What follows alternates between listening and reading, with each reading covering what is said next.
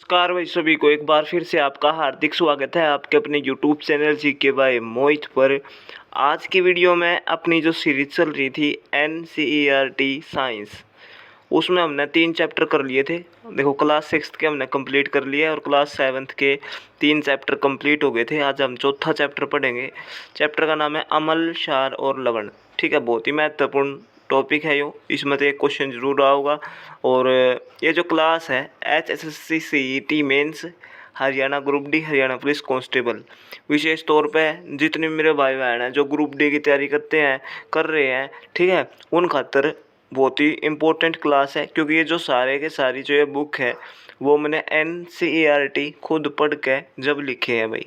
ठीक है, तो साइंस 15/15 यहीं से आएंगे भाई। ठीक है, अब चलते हैं चैप्टर की तरफ। देखो, चैप्टर का नाम है अम्ल, क्षार और लवण। ठीक है, और एक चीज़ और बताऊंगा, जिस भाई बहन ने मेरी पिछली वीडियो देखनी है, मतलब क्लास 6 की देखनी है और 7th के 3 चैप्टर हो चुके हैं, क्लास 6 की कंप्लीट और 7th के 3 चैप्टर, तो मैंने प्ले लिस्ट बना रखी है। प्ले लिस्ट जरूर देखा करो भाई। ठीक है, वहाँ मिल जाओगे अपना सारी वीडियो। अब चलते हैं चैप्टर की तरफ। एसिटिक अम्ल किस में पाया जाता है भाई? एसिटिक अम्ल सिरका, सिरके में। ठीक है, सिरका इसका राइट आंसर होगा। फिर पूछेंगे फार्मिक अम्ल, चींटी के डंक में कौन सा अम्ल पाया जाता है? फार्मिक अम्ल। ठीक है, सिट्रिक अम्ल, सिट्रिक एसिड या सिट्रिक अम्ल, ये खट्टे फल, नींबू, संतरा। ठीक है, लैक्टिक अम्ल किस में पाया जाता है? दही में। आक्सेलिक अम्ल, ऑक्जेलिक अम्ल किस में पाया जाता है? पालक और टमाटर में। एस्कार्बिक अम्ल किस में पाया जाता है? आंवला, खट्टे फल। ठीक है, एस्कार्बिक अम्ल पाया जाता है आंवला और खट्टे फलों में। ठीक है भाई। टार्ट्रिक अम्ल, टार्ट्रिक अम्ल किस में पाया जाता है? देखो, टार्ट्रिक अम्ल किस में पाया जाता है? इमली, अंगूर, कच्चे फल। ठीक है, अब है क्षार से, जैसे कैल्शियम हाइड्रोक्साइड है, ये कहाँ पाया जाता है? चूने का पानी। सोडियम हाइड्रोक्साइड और पोटेशियम हाइड्रोक्साइड, ये किस में पाया जाता है? साबुन में। मैग्नीशियम हाइड्रोक्साइड, ये पाया जाता है दूध या मैग्नीशियम में। ठीक है, अब पढ़ेंगे अम्ल क्या होते हैं। अम्ल वे जो स्वाद में खट्टे होते हैं। क्षार क्या होते हैं? जो स्वाद में कड़वे होते हैं। वे पदार्थ जो क्षार में मिलाने पर नीले हो जाते हैं, उन्हें क्या कहते हैं? क्षार कहते हैं। ठीक है, देखो, अम्ल क्या होते हैं? जो स्वाद में खट्टे होंगे वे तो अम्ल हैं, जो स्वाद में कड़वे होंगे वो क्या है? क्षार है।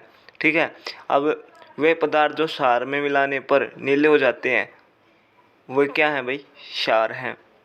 कोई पदार्थ अम्ल है या क्षारक, इसका पता लगाने के लिए विशेष प्रकार के पदार्थों का उपयोग किया जाता है, जिसे सूचक कहते हैं।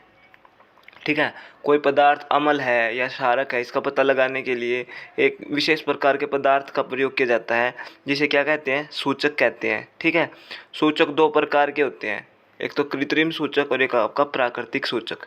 ठीक है, देखो, कृत्रिम और एक प्राकृतिक सूचक, जैसे लिटमस, हल्दी, गुड़हल आदि, ये क्या है? प्राकृतिक सूचक है। सूचक 2 प्रकार के होते हैं, एक तो होता है कृत्रिम और एक होता है प्राकृतिक। प्राकृतिक में आ जाओगे लिटमस, हल्दी, गुड़हल आदि प्राकृतिक सूचक हैं। अब लिटमस क्या है? यह लाइकेन से बनाया जाता है। लिटमस कहीं से बनाया जाता है? किस चीज़ से बनाया जाता है? लाइकेन से बनाया जाता है। यह पर्पल रंग का होता है। वे पदार्थ जो लिटमस पेपर से क्रिया कराने पर या लिटमस पेपर पर गिराने पर लाल हो जाते हैं, उसे अम्ल कहते हैं। ठीक है, इस डेफिनेशन ने याद कर लियो भाई। वे पदार्थ जो लिटमस पेपर से क्रिया कराने पर या लिटमस पेपर पर गिराने पर लाल हो जाते हैं, उसे क्या कहते हैं? अम्ल कहते हैं। लिटमस एक प्राकृतिक रंजक, सबसे सामान्य रूप में उपयोग किया जाने वाला प्राकृतिक सूचक क्या है? लिटमस है।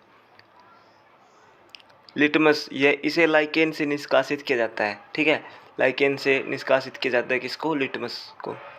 आशुद्ध जल में इसका रंग माओ नील शोण होता है। आप तो पूछेंगे लिटमस का रंग आशुद्ध जल में कैसा होता है? तो माओ नील शोण।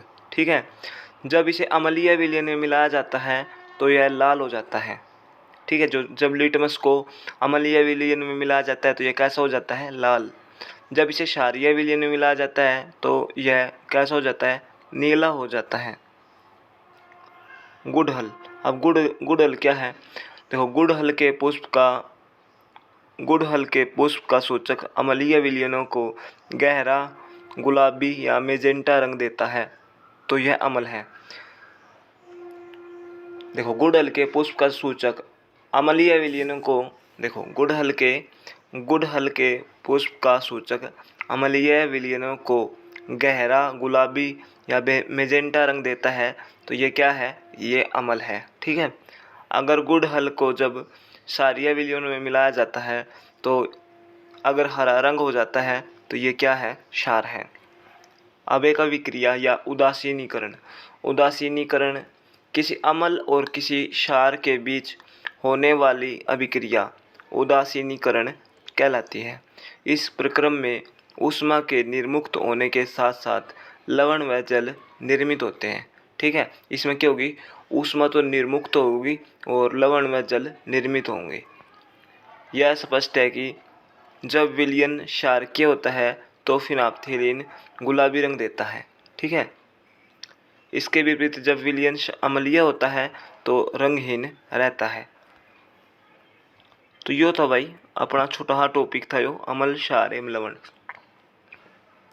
ठीक है। तो भाई वीडियो आपने किसी लागी कमेंट करके ज़रूर बताया करो, और इसमें मैं क्या सुधार करूँ। एक भाई का था कि भाई इसमें MCQ करा दे। एक बार भाई मैंने सोचूँ कि क्लास 6 से लेकर 10th तक की थ्योरी कंप्लीट हो जाए, बाद में MCQ करने का फ़ायदा है। ठीक है। तो वीडियो बढ़िया लगे तो शेयर कर दियो। जय हिंद, जय भारत। अपना ख्याल रखो, पढ़ते रहो।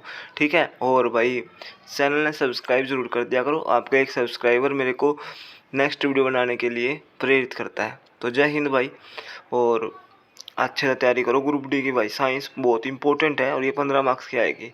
ठीक है। तो मुझे उम्मीद है ये मेरी बुक है इसी में था होगा सारा सौदा। ठीक है। एक भी मार्क्स नहीं कटेगा आपका, बस विश्वास करो भाई। ठीक है। तो जय हिंद, जय भारत भाई।